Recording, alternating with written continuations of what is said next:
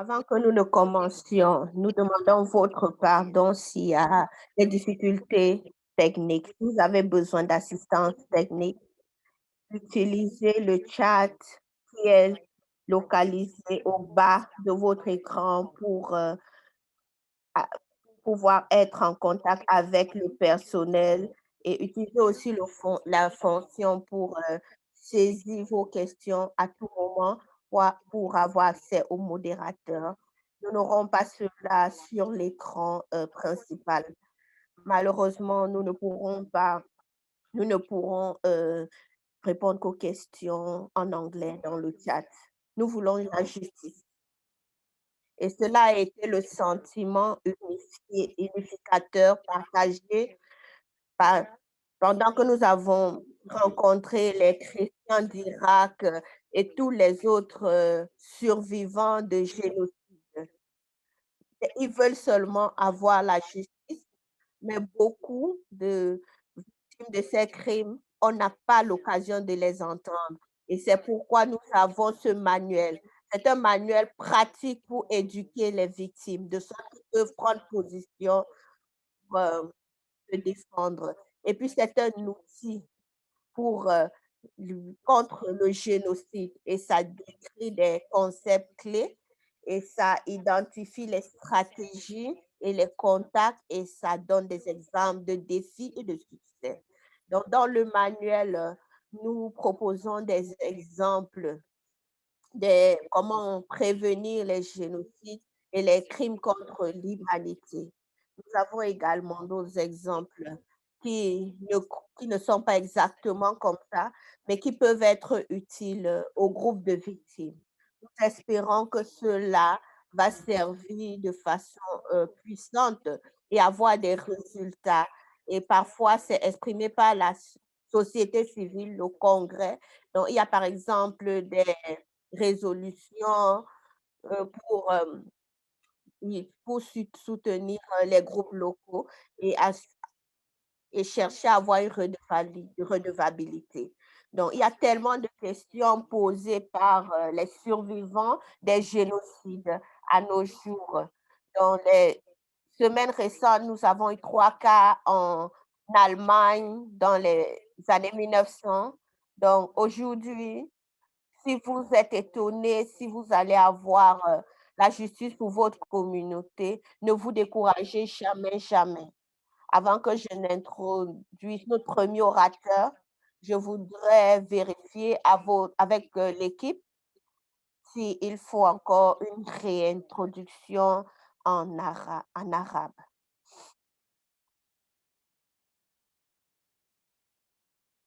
Est-ce que la traduction en arabe et en wicker fonctionne?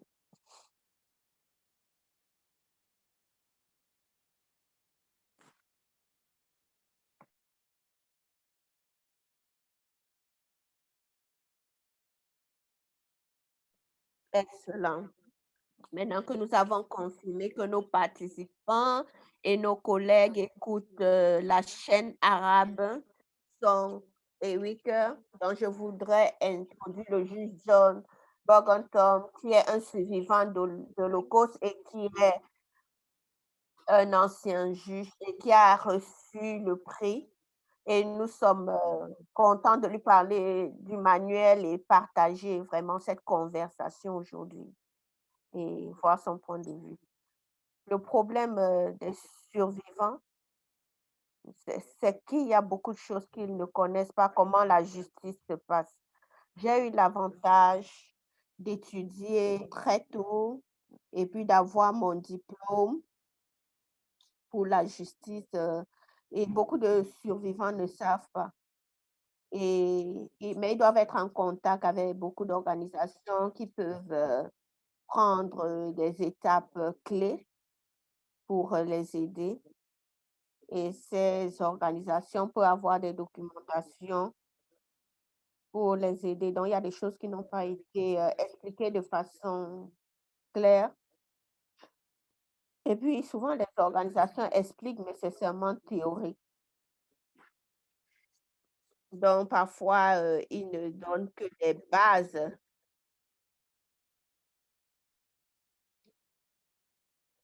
Comment est-ce que la justice se passe quand on perpétue quand il y a des crimes qui sont perpétrés de façon aussi immense, intense? Là, il y a 2 points.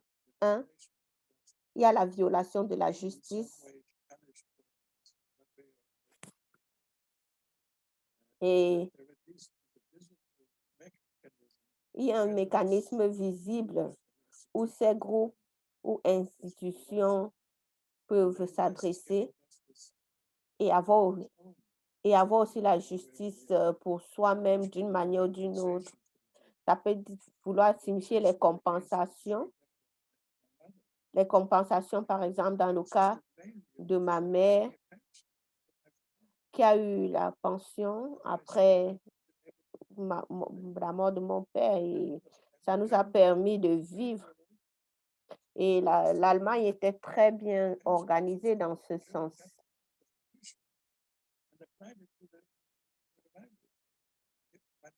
Et mais ça, c'était seulement les groupes, allemands.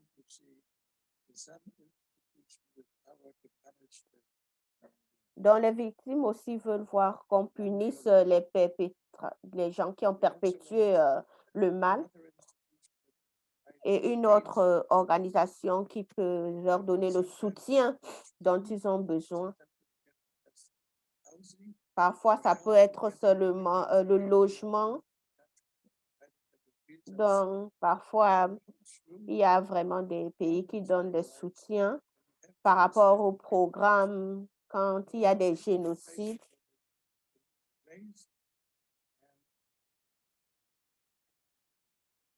Et parfois, le gros problème, c'est comment tu peux avoir un visa pour aller aux États-Unis et comment tu peux obtenir, des solutions et comment vous pouvez voir la compensation. Voilà des choses qui peuvent être, perdues en termes de paiement qu'un survivant, quand il est déjà libre, peut avoir. La transition n'est pas seulement avoir un certain revenu, mais l'environnement. Parfois, il n'y a plus d'environnement quand le pays n'existe plus.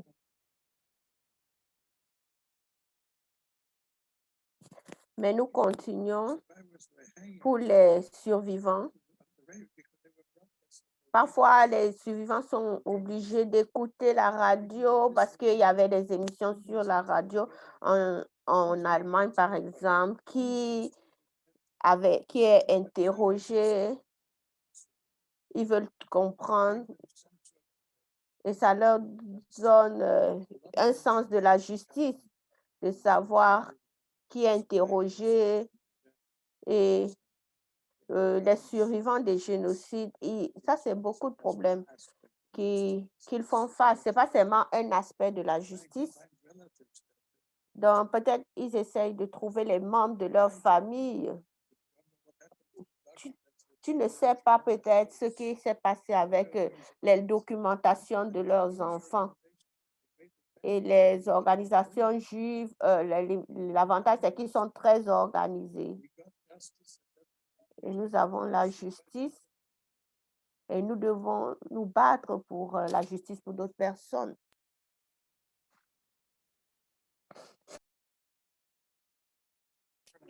Merci pour ces mots puissants de la part du juge. Et il a vraiment dédié sa vie pour poursuivre la justice internationale et les droits de l'homme. Maintenant, je voudrais oui, introduire l'ambassadeur Clint Williamson. Il est maintenant le directeur principal de Kenya Institute. Et après, ma collègue Sarah McIntosh, qui a eu un grand impact pour ce manuel et qui va également venir et modérer la conversation. C'est une conversation très engageante et je voudrais vous dire merci à vous tous pour votre participation aujourd'hui. Bonjour Naomi pour l'introduction. C'est un honneur d'avoir cette opportunité d'être ici, de vous parler, parce que c'est un événement vraiment important qui a été publié par le musée de l'Holocauste et ce sera une ressource très importante pour les groupes de victimes et pour tous ceux qui travaillent dans le domaine et ceux qui veulent la redevabilité.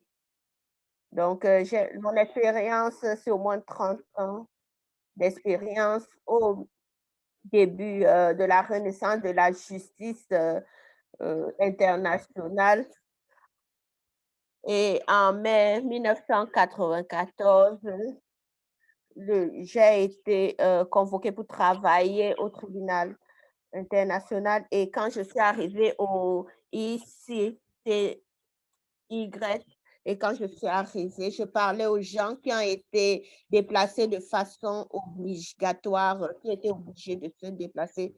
L'une des premières victimes, c'était des clashs ethniques. Ils ont été brutalement obligés de quitter leur maison, abandonner toutes leurs ressources et ils ont dû voir leurs enfants, abandonner leur éducation et beaucoup ont été agressés physiquement et beaucoup de gens ont été tués, ils ont vu leurs membres de famille vraiment tués et devant eux. Donc en 27 ans depuis cela, j'ai parlé à des centaines de gens avec, des histoires, similaires, que ce soit en Syrie, que ce soit en Irak, dans les conflits ou les victimes au Cambodge. Heu, Vraiment le brisement, c'est le même et la douleur, on ne peut pas la comprendre pour ceux qui n'ont pas vécu directement. Peu importe le nombre de fois que j'ai écouté, les histoires, je suis sincèrement, conscient que je ne peux pas vraiment relier avec cela, heu on ne peut pas vraiment, estimer le genre de courage qu'il faut pour, donner ce témoignage, parler avec, un étranger qui vient de loin et revivre une expérience qu'on voudrait oublier ou le moment où les familles un membre de famille, est kidnappé pour qu'on le voit plus jamais ou qu'on viole sexuellement. Souvent, ils sont tellement braves de raconter ce qui leur est passé, ce qui s'est passé, ce qui leur est arrivé et pour préserver une culture que les gens voudraient prendre oui, et ils le font pour, leurs enfants mais ils ont besoin de justice. C'est une quête de justice. C'est pourquoi ce manuel est tellement important parce que ça permet de plaider pour eux-mêmes les victimes de justice, comment mobiliser les acteurs politiques et diplomatiques, comment documenter ce qui s'est passé, comment rechercher la redevabilité pour ce qui s'est passé et ça donne une feuille de route compréhensive pour réagir aux atrocités de masse. En faisant cela, c'est une ressource incroyable pour ceux qui sont non seulement impactés de façon directe par les atrocités de masse, mais aussi par les organisations de la société civile et tous ceux qui ont à cœur ce problème. Donc, je voudrais dire merci à Sarah McIntosh pour ce grand boulot qu'elle a fait avec Megan et tous les autres qui ont travaillé dans le musée pour la justice internationale contre le génocide. Donc ça, c'est un exemple comment les impacts sont encore en train de faire une centaine d'années après et comment le musée continue de se battre pour un meilleur avenir. Merci. Merci, ambassadeur. Merci à tous ceux qui écoutent ça dans le monde. Désolée pour le bruit dans le fond sonore. Espérons que ça va finir dans quelques minutes. Nous allons écouter de la part de gens extraordinaires, des champions extraordinaires de la justice qui ont donné, qui, qui ont donné leur temps contre le génocide pour les communautés qui ont expérimenté cela. Et je voudrais parler vraiment du manuel que nous sommes en train de vouloir publier aujourd'hui. Donc, nous voudrons prendre un rôle actif pour lutter contre la justice. Et vous allez voir un lien dans le chat très bientôt pour le manuel. Dans la motivation du juge dans la communication, la communauté internationale ne facilite pas la tâche aux victimes d'accéder à la justice et aussi les victimes d'Holocauste parce que l'Allemagne a persécuté et a tué 6 millions de Juifs et le juge a survécu à cela. Et nous voulons documenter et garder cela pour que ce ne soit plus répété pour les victimes d'aujourd'hui et ce qui n'a pas été fait pour les victimes d'Europe. Il y a beaucoup eu d'avancées sur le terrain de la justice internationale par rapport au génocide et aux holocaustes. Et parfois, c'est tellement traumatisant pour les victimes et les survivants. Je pense qu'il y a quelque chose qui ne va pas avec le système, ça qui n'aide pas les victimes des génocides. Mais pour que cela change, ils doivent prendre un rôle actif dans le processus. Donc, le musée a publié ce manuel pour aider les gens à pouvoir voilà, souligner les clés, les outils qu'ils peuvent utiliser pour faire avancer, faire progresser la justice. Nous allons écouter de la part de certains défenseurs qui ont pris le temps de lutter pour la justice dans leur communauté. Donc, nous allons écouter Wewe, nous allons écouter. Mais avant que nous n'introduisions notre premier orateur, est-ce que vous pouvez mettre les questions dans le chat si jamais vous avez les questions? Gynécologue, il est du Soudan et il est le directeur exécutif de la Fondation pour la démocratie et la justice. Merci. Bonjour. Donc, je voudrais poser aussi commencer la question que j'ai aussi posée au juge. Que signifie la justice pour vous quand il y a eu des crimes contre l'humanité et exactement quand les gens d'un groupe spécifique ont été des cibles spécifiques? Merci à tout le monde qui est ici. C'est un grand honneur d'avoir été sélectionné pour parler, venant d'un pays qui a traversé de grosses souffrances depuis le temps de l'indépendance.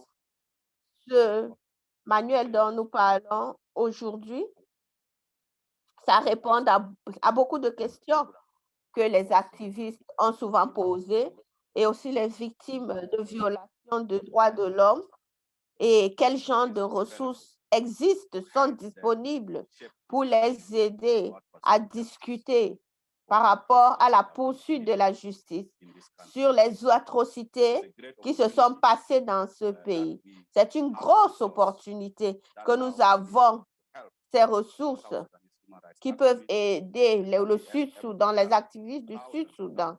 Et ça peut aider des milliers de victimes qui sont en train de chercher à avoir une justice. Donc, je voudrais dire merci à Sarah de m'avoir donné cette opportunité. Donc, en ce qui concerne votre question, l'histoire du Soudan du Sud, après son indépendance, a été une histoire de violence. Et cette violence a commencé après que le Sud-Soudan a commencé à être indépendant. Ce pays a été, avant 2005, se battait beaucoup. Et après son indépendance, une fois de plus, est entré dans une escalade de la violence. Et tout cela jusqu'à ce qu'il y a eu tellement de situations, près de 30. Et il faut pouvoir adresser le problème de justice. Mais il y avait l'absence des structures de redevabilité et de justice. Et ça a activé et ça a exacerbé l'impunité, la violence courante au point où les perpétrateurs, les gens qui font les victimes ne sont pas redevables pour les atrocités, dans le besoin de poursuivre la justice. Non seulement pour les victimes qui ont expérimenté avant que le Soudan du Sud devienne indépendant, c'est vraiment important. Ce sera une grosse opportunité pour eux d'avoir les réponses. Pourquoi ils ont été victimes de ces atrocités? Ça, c'est premièrement. Et deuxièmement, nous espérons que la poursuite de la justice permettra d'avoir l'opportunité pour redresser, compenser les victimes qui ont souffert dans les mains des victimes des droits de l'homme. Et en Soudan du Sud, malgré toutes ces atrocités, les Soudanais du Sud sont résistants. Et même si les violations sont arrivées contre eux, ils peuvent oublier ces violences et puis poursuivre la justice non judiciaire. Et la non judiciaire est tellement politisée de sorte que les citoyens ne peuvent pas parler de façon libre et poser les questions. Pourquoi est-ce que ces choses leur arrivent? Je pense que la justice signifie que nous sommes en train de reverser cette narrative persistante, de sorte que nous pouvons avoir une application sincère de la justice, de sorte que nous pouvons punir ceux qui perpétuent ces crimes et de sorte que nous pouvons arrêter cela une fois pour toutes. Oh, merci pour cette peinture que vous avez donnée, vraiment, tous ces défis pour les victimes en Sud-Soudan et aussi autour du monde. Nous avons juste quelques minutes avant notre prochain panéliste. Mais je voudrais demander, Jamie, qu'est-ce que vous voyez, les groupes de victimes, quel est le rôle qu'ils peuvent jouer? Vous avez travaillé dans ce cadre-là pendant beaucoup d'années et je voudrais savoir de votre perspective, quel rôle est-ce qu'ils peuvent jouer? Qu'est-ce qu'ils peuvent faire? Premièrement, ce manuel est vraiment opportun parce que le Soudan du Sud est vraiment en train de transiter vers une ère de paix et les activistes, l'activisme, c'est la définition vraiment de ce que la justice veut dire. Ne pas seulement voir cela de la perspective de ceux qui ont commis l'atrocité, mais surtout du côté des victimes. L'un des rôles des victimes est d'être à même de contribuer et puis de pouvoir comprendre le genre de justice que nous voulons voir dans ce pays. Donc, comment aussi amener les victimes ensemble? Dans l'une des propagandes qui a été avancée, c'est que pourquoi vous, les activistes, qui n'avez été directement victimes, pourquoi vous parlez au nom des victimes? Où sont les victimes? Donc, nous voulons galvaniser la voix des victimes en créant les groupes de victimes. Et il est plus que temps que les victimes contribuent. Même à former les débats sur les problèmes comme par exemple de compensation. Donc, qu'ils puissent contribuer aussi à bâtir leur cas, compte tenu de la situation qui est vraiment étroite en termes de justice. Les victimes de Soudan du Sud, ils sont optimistes qu'un jour, la justice sera faite à leur égard. Et il faut qu'ils contribuent également pour se rassurer que leurs voix sont écoutées dans ce processus. Le dernier point, c'est que nous nous posons toujours cette question. Quelle justice? La question la plus importante. La justice, c'est pour qui? Et si nous comprenons et nous sommes d'accord que nous poursuivons la justice et que nous pouvons répondre à la demande de justice et que nous pouvons nous rassurer que nous avons des programmes centrés sur les victimes, qui peuvent parler aux victimes, parler de leurs besoins par les victimes. Donc, à ces Thomas qui doutent que ce ne sera pas le business comme d'habitude, mais nous voulons voir toutes ces atrocités et tous ceux qui ont commis les atrocités être, voilà, être mis en lumière. Merci. Donc, c'est une bonne transition pour notre prochain panéliste, Paris Ibrahim. C'est un grand plaisir de vous avoir ici. Merci, Paris, d'être là. Merci, Sarah. Je voudrais commencer avec la question dont Jamie en parlait. Quelle est l'approche centrée sur les victimes? Quand nous parlons de justice pour les génocides, qu'est-ce que ça veut véritablement dire? Quand il y a tellement de pression venant de la communauté internationale au sein de la communauté, je voudrais savoir ce que vous pensez à propos de ça. C'est un peu différent pour moi parce que dans ce cas, le survivant, c'est celui qui détermine le plan, l'agenda, qu'est-ce qu'il faut faire, qu'est-ce qu'il ne faut pas faire, et la composante générale. Dans un cas, par exemple, nous avons été invités d'amener les survivants à Genève pour un événement. Je leur ai parlé, ils ne voulaient pas partir. Et nous avons dû décliner l'invitation. Donc ça, c'est une approche centrée sur la victime. Donc, le survivant doit être actif pour parler de ce qui s'est passé. Donc, c'est ça qui décide quand ou comment. Et puis, il n'y a pas vraiment de réponse bien spécifique pour ça. Ces décisions sont vraiment conduites, menées par la volonté des survivants et pas les gens qui traduisent pour eux ou arrangent les choses pour eux. Il y a toujours eu un danger que dont le processus doit être dirigé par les survivants. Donc, après que,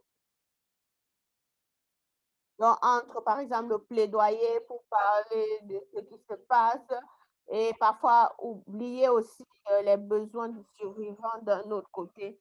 Donc, il faut vraiment faire la part des choses. Peut-être j'étais trop prudente parce que tout signe de disconfort de la part du survivant nous ramène en arrière. Et parfois, d'autres, comme ils ont tellement d'attention médiatique que parfois ils sont perdus. Donc, dans le meilleur des cas, dans les survivants, ils peuvent eux-mêmes développer leurs programmes, leurs activités, de sorte que toute la communauté peut bénéficier et que tout le monde peut être traité avec respect dans tout le processus. Voulez-vous parler tellement éloquemment du fait que vraiment cette approche diffère de personne à personne et qu'il n'y a pas vraiment une approche universelle pour poursuivre la justice? Je pense que c'est une chose dont le manuel parle. Il y a beaucoup de stratégies et il y a beaucoup de zones où les victimes peuvent se focaliser dessus. Et puis, nous voulons vraiment réaliser cela avec ce manuel. Donc, est-ce que vous pouvez parler pour quelques minutes encore sur le fait que les victimes dans les communautés, est-ce que vous avez une perspective différente sur ce que signifie la justice? Dans votre perspective, est-ce que cela présente les défis ou bien est-ce que ça présente des opportunités? Comment nous définissons la justice? Je voudrais entendre ce que vous pensez. De la part de notre communauté en Irak, nous avons une justice de la perspective irakienne, la mentalité dans notre communauté. Et j'ai entendu cela de la part de beaucoup de survivants. Et certains survivants se sont déjà découragés sur le processus parce qu'un nombre significatif ont été tués sur le terrain. Beaucoup sont morts et la plupart même ne veulent pas vraiment faire face à la justice d'une façon claire.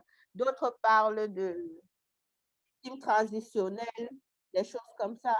Il n'y a pas vraiment de variété en termes de justice.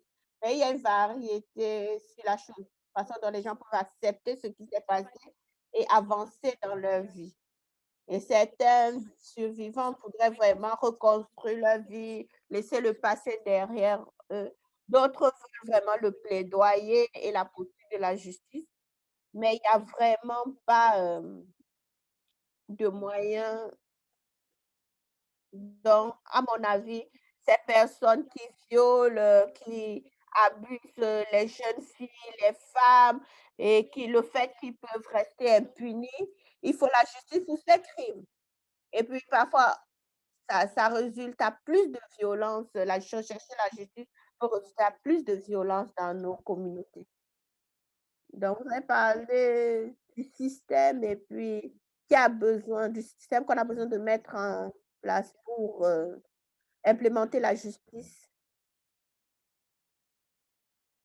Vous travaillez sur ce dossier depuis des années et vous êtes un défenseur de justice dans votre communauté. Qu'est-ce qui vous inspire? Qu'est-ce qui vous donne le courage de continuer malgré toutes les difficultés? Autour du monde, nous avons vu tellement de choses, du compte tenu du génocide. Par exemple, je prends l'exemple de l'Holocauste, comment le plaidoyer venant de la communauté juive a on a pu, poursuivre, ceux qui ont perpétré le crime, et pour notre communauté, on peut appliquer cela. Une chose que nous avons vue, il y a beaucoup de pression venant de la communauté externe et même de notre communauté. Et une chose qui m'encourage à continuer, c'est de me rassurer que les survivants peuvent dire ce qui s'est passé et même aller au tribunal pour faire entendre leur voix. C'est vraiment important de qu'ils puissent aller au tribunal et expliquer au monde ce qui s'est passé. Dans le génocide, c'est le crime des crimes. C'est le crime au-dessus des crimes. Il faut qu'il y ait la justice à la fin de la journée. Même si la justice prend vraiment trop de temps, parfois ça prend 10 ans, 20 ans, et avec la communauté juive, tellement d'années. Mais toute forme de justice est vraiment importante pour la communauté qui a survécu. Si vous voulez commencer une nouvelle vie, c'est vraiment important. Paris, c'est comme si je peux vous parler pendant des heures. Et puis, je suis tellement reconnaissante pour vos remarques et vos éclairages. Et je pense que ce sera vraiment utile aujourd'hui. Donc, je voudrais maintenant parler à un autre panéliste qui est directrice exécutive de Women's Speech Network. Euh, ok, bienvenue, oui, oui. Merci de nous rejoindre, oui, oui. Il y a eu des avancées extraordinaires pour la quête de la justice. Est-ce que vous pouvez parler du rôle que les membres du Waringi, de la communauté Waringi ont joué pour avancer la justice? Merci Sarah, merci de m'avoir invité pour cet événement. C'est un honneur de joindre cette discussion importante. Félicitations pour le livre. Ce sera très important et très utile pour les groupes de victimes. Et si nous avons la possibilité de disséminer cela, je salue votre travail. Merci beaucoup. Donc, parlant de la question de comment les victimes de Rohingya, le rôle qu'ils ont joué pour cette quête de justice. La première chose que je voudrais souligner ici,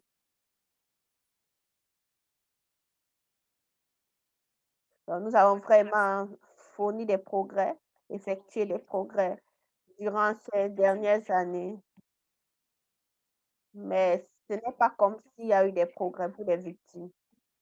Ça n'a pas vraiment amélioré la situation des victimes sur le terrain.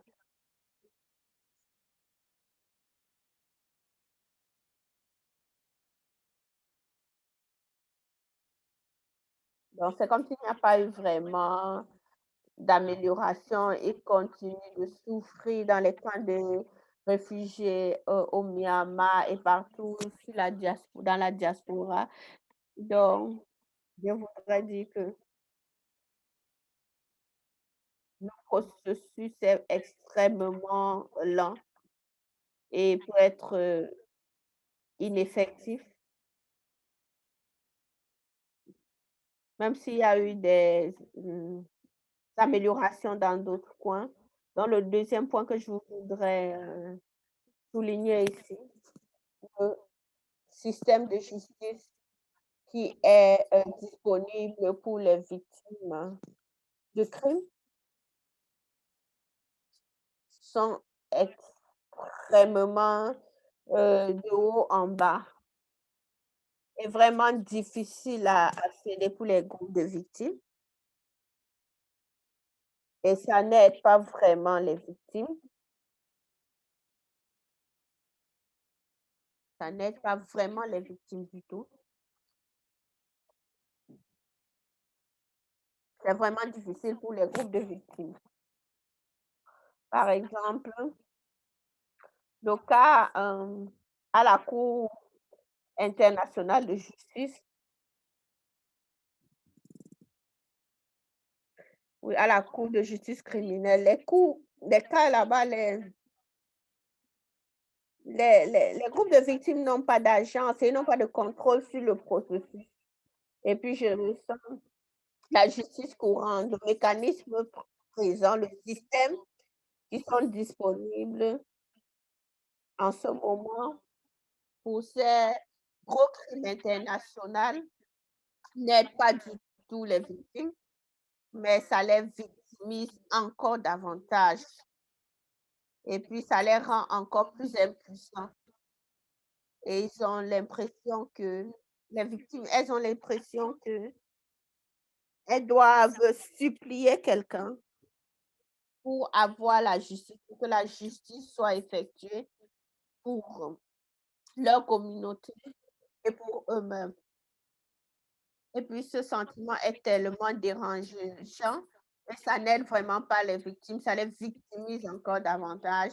Et nous devons discuter cela sur le terrain de justice internationale quand nous parlons de, je pense que ça fait vraiment du mal à beaucoup de personnes, des gens comme nous. Nous devons utiliser toutes les opportunités et toutes les ressources disponibles et rien n'a été donné et nous devons utiliser toutes les opportunités disponibles pour parler de notre avenir. Et, et puis les gens n'ont pas vraiment eu l'occasion d'exprimer leurs besoins et de vraiment chercher à avoir leur dignité en ayant la justice. Et ça a été vraiment, et en travaillant comme ça, de et c'est comme si nous sommes tellement, tellement plus des victimes, mais nous ne nous décourageons pas, nous sommes résilientes et cela nous encourage à continuer, nous inspire. Et quel est le rôle que les gens ont, le rôle que les gens ont joué, qu'ils soient vieux ou jeunes, hommes ou femmes, Donc, les rôles qu'ils ont joués à l'intérieur ou à l'extérieur des camps de réfugiés, cela a été vraiment extraordinaire. Ce qui est important, comme vous avez discuté plus tôt, c'est d'être persistant, d'être consistant, d'avoir vraiment le courage, le moral et de faire tout ce dont vous avez besoin. Donc, merci, vous avez parlé d'une situation par rapport à la recherche de la justice. Donc, je ne sais pas, qu'est-ce que nous devons faire?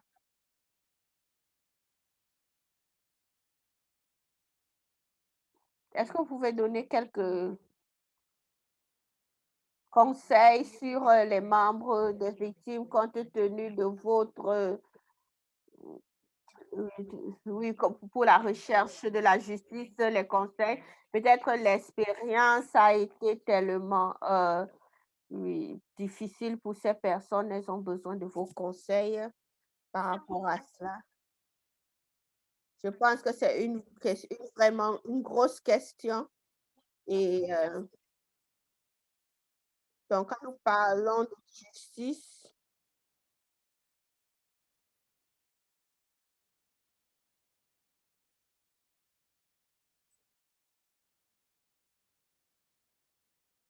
parfois ça peut être sur, la santé mentale, ça peut être sur la citoyenneté ou bien la dignité immédiate que vous avez et puis c'est vraiment, vraiment vaste.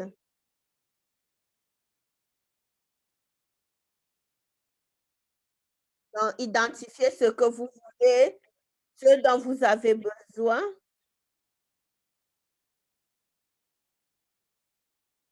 donc et puis aussi, ce dont vous avez besoin, parler aux gens qu'il faut.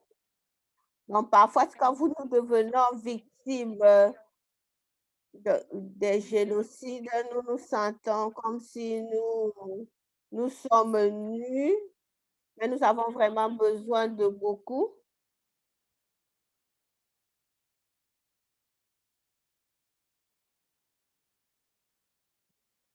Donc être capable d'identifier cela, c'est vraiment important.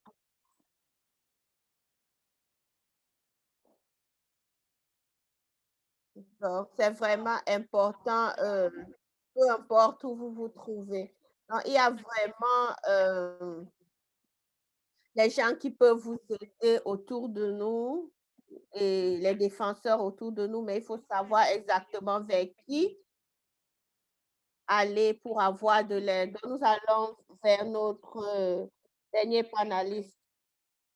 Donc, j'ai été tellement facilitée par la conversation. Je m'excuse parce que j'appelle les panélistes par le mauvais nom. Merci, oui, oui. J'apprécie ce que vous avez dit. Et maintenant, nous allons passer à Rochane Abbas, qui est directrice de campagne pour WEGA. Je voudrais demander, maintenant, il y a quelques reconna- reconnaissances par rapport à ce qui se passe dans la communauté, malgré tout- toutes ces petites étapes. Est-ce que la quête pour la justice m'a l'air et quelles sont les stratégies que les groupes de victimes peuvent utiliser pour avoir la justice?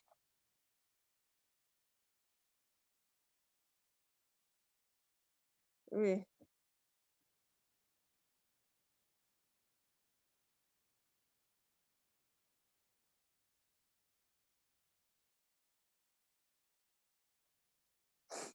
Donc, nous voyons une masse d'incarnation de personnes, des groupes ethniques et qui a conduit au génocide et la communauté internationale a juré de ne pas et nous avons tellement échoué, compte tenu de l'incarnation du mal, qui est venu compte tenu de cette communauté, dans la communauté chinoise. Donc pour, combattre, une com une culture, de rejet, il y a 2 moyens de bâtir une culture, de redevabilité autour du génocide. Nous pouvons créer une culture pour encourager les gens à écouter leur, histoire personnelle et nous devons,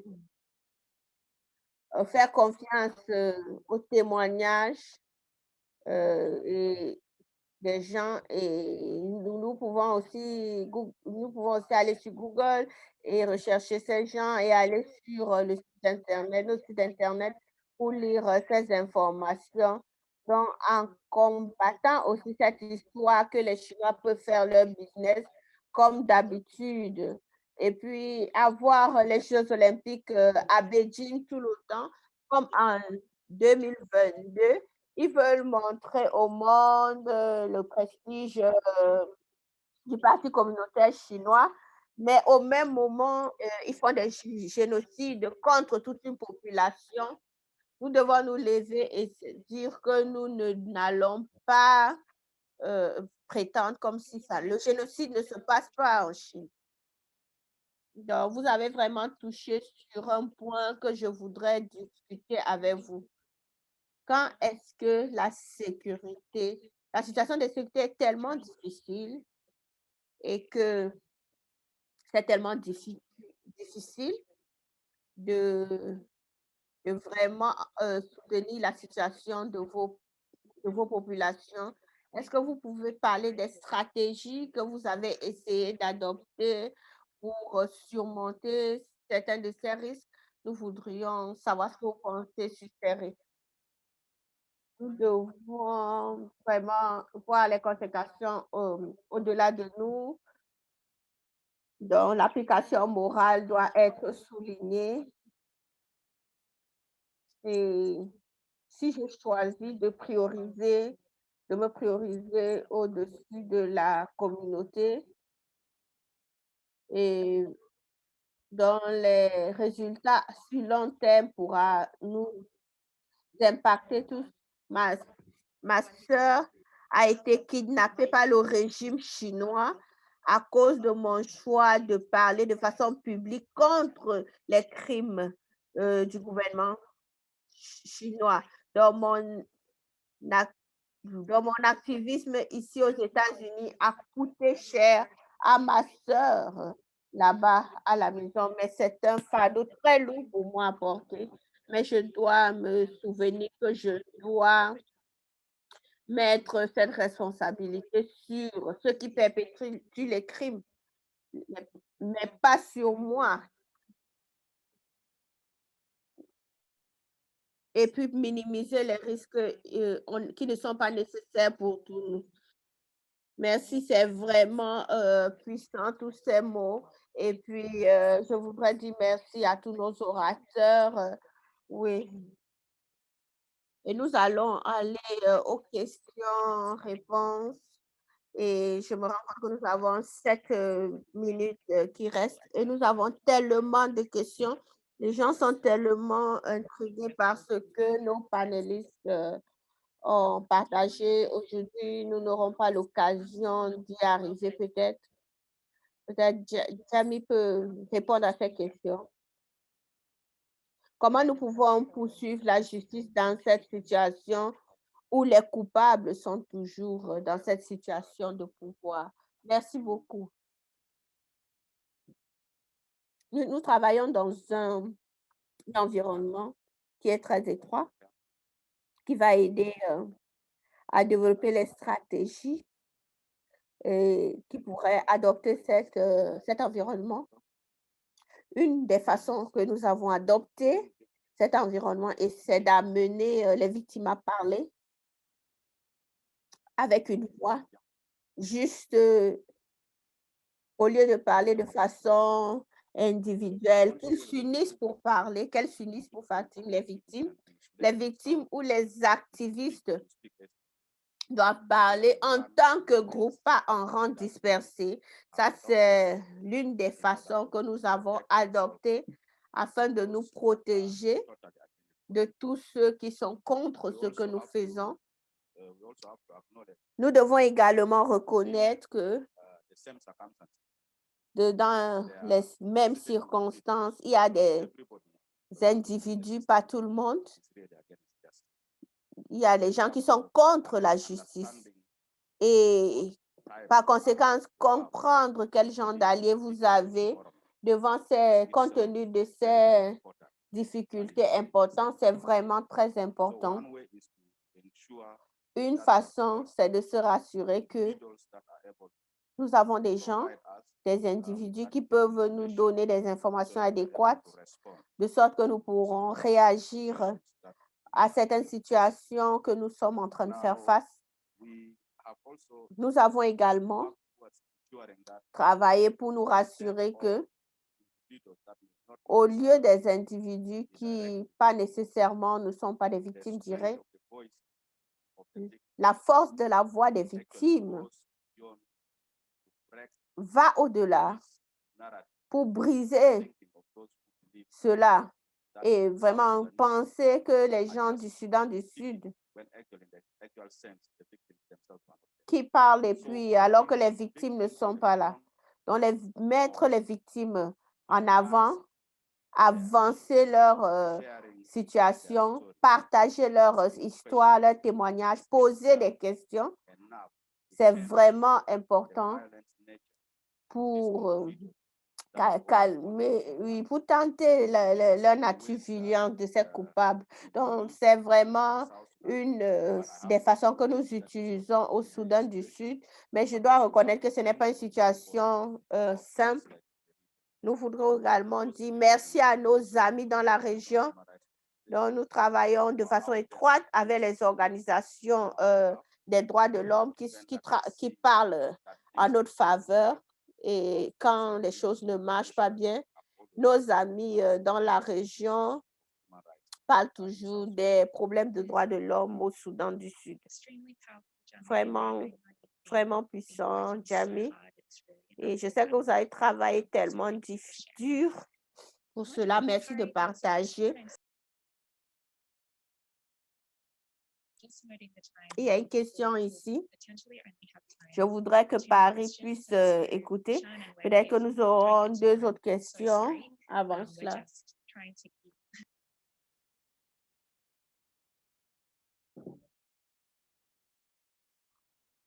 Comment la COVID-19, la pandémie a affecté les gens qui poursuivent la justice et comment les groupes de victimes peuvent surmonter certains de ces défis.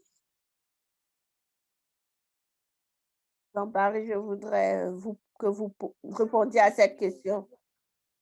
Nous faisons beaucoup de travail avec les survivants en Irak et une des choses qui était difficile, c'est de se déplacer dans les régions, surtout pour les psychologues internationaux, les avocats qui travaillent sur le projet. Donc, les équipes de justice ont fait un boulot incroyable, unitaire et puis d'autres gens qui soutiennent autour du monde. Je suis vraiment fière d'eux, fière d'eux. Ils aient travaillé vraiment dur, même pendant la période de COVID. Et ils ont aussi une des choses difficiles, c'est chercher le financement pour les organisations de la société civile, pour tout le monde, pouvoir avoir les financements pour ça. Donc, l'une des choses à faire, c'est que les organisations de la société civile doivent exister. Et c'est vraiment difficile pour les communautés rurales ici en Irak qui ont tout perdu dans leur vie. qui ont eu beaucoup de promesses, mais qui ont tout perdu. Donc beaucoup de choses leur a été promis, mais nous savons que ça ne sera jamais une réalité. Et ça, c'est un danger que nous avons vu pendant la COVID-19 parce que les gens sont tellement vulnérables, ils sont dans des situations tellement vulnérables et ils n'ont nulle part où partir, ils n'ont pas de boulot, ils n'ont vraiment pas de travail, ils n'ont pas d'argent pour prendre soin d'eux et de leur famille. Le problème ici, c'est que si tu veux obtenir la justice, il y a tellement de pression de la communauté extérieure et de la communauté intérieure. Et avec la COVID-19, les gens sont obligés de faire certaines choses. Et vous ne voulez pas avoir des survivants qui veulent dire que je vais aller me faire justice parce qu'ils espèrent avoir quelque chose. Peut-être qu'ils n'auront jamais quelque chose en recherchant la justice. Peut-être le coupable est déjà mort en Syrie, en Irak. Quelque part, nous devons faire vraiment attention. Merci, Paris. Une réponse tellement réfléchie, tellement profonde.